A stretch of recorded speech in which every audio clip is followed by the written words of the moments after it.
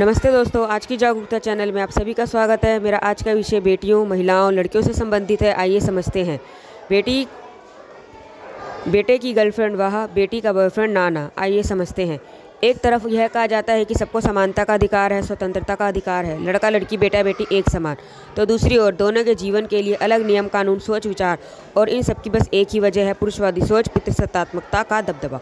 यदि हम अभी आज से ही अपने बेटा और बेटी की परवरिश बचपन से ही समान रूप से एक समान रूप में करना शुरू कर देंगे, तब यही हमारे बच्चों का दिमाग नारी के प्रति भी खुलकर सोच सकेगा। तब धीरे धीरे ही सही, तब असली रूप में समानता होगी हमारे घर, समाज, देश, सभी जगह। बच्चों का दिमाग बहुत कोमल होता है, उसमें जैसा विचार हम डालेंगे वैसा ही असर होता है। मतलब जैसा बीज बोएंगे वैसा ही फल हमें मिलेगा। बच्चा जब शुरू से ही महिला का सम्मान अपने घर में, आसपास, सब जगह होता हुआ देखेगा, तब वह समझेगा कि हाँ, महिला और पुरुष दोनों एक बराबर हैं। तब निश्चित ही वह भी ऐसा ही करेगा। बोलने से ज़्यादा बच्चे हमारे आचार व्यवहार, हमारे बिहेवियर, हमारी बातों से सीखता है, देखकर सीखता है। हमको देखकर तब सीखता है। तो हम बड़ों को बच्चों के सामने एक अच्छा उदाहरण ही रखना चाहिए।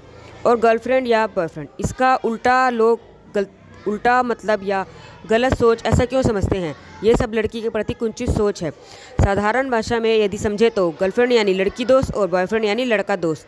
ऐसा भी तो हम कह सकते हैं, लेकिन नहीं, ऐसा नहीं कहते। लड़की का यदि लड़का दोस्त है तब उसे कहेंगे उसका बॉयफ्रेंड, और उसको भी गलत दायरे में लेकर जाया जाता है। चलिए थोड़ा और आगे समझते हैं। अब ज़रूरी काम होगा तब लड़की रात में फ़ोन करेगी, बात करेगी, कुछ भी अपना पढ़ाई से संबंधित या अपने बिजनेस से संबंधित पुरुष से या लड़के से बात करेगी। तब उसमें ये क्यों कहा जाता है कि लड़के से बात कर रही है तो लड़का भी तो बात कर रहा है। सही सोच और नज़रिए की ज़रूरत है, नज़रिए व सोच को सही रखने की ज़रूरत है बस।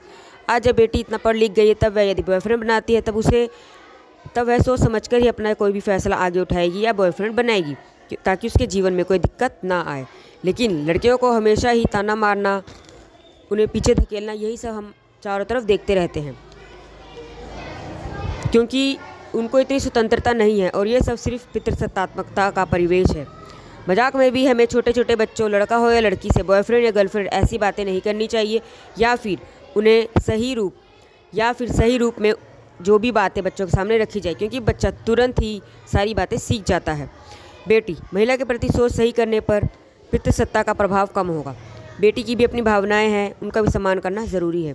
बेटी को इतना पढ़ाने बढ़ाने के बाद यदि उसकी सोच पर और उसके निर्णय पर शंका करना, उसके फैसलों पर ध्यान ना देना, उसके अपना फैसला नहीं लेने देना, यह सब पुरानी व्यर्थ की सोच है। इसे रोकना बहुत ज़रूरी है। किसी भी बात को सही मंशा से हमें समझना ज़रूरी होगा, समझना बहुत ज़रूरी है। बेटा और बेटी की क्षमताओं का निश्चित बेटी और बेटा दोनों की क्षमताओं का कोई निश्चित पैमाना नहीं है कि कौन ज़्यादा है और कौन कम। तब उन दोनों को अलग अलग विचारों, दायरे, कानून, नियम, इन सब में रखना और भेदभाव करना, समानता दोनों में नहीं करना, अलग अलग पालन पोषण करना, ये सब लड़की को दबाने के जैसा है बस। और ये सब पुरुष सत्ता का ही प्रभाव है, जो कि ठीक नहीं है दोस्तों। समय के साथ बदलाव करना जरूरी है। कंट्रोल करें लेकिन सही बातों पर, और वो दोनों के ऊपर, बेटा और बेटी दोनों के ऊपर रखना जरूरी है। तभी एक सभ्य घर, समाज, हमारा देश भी बनेगा। धन्यवाद। नमस्ते।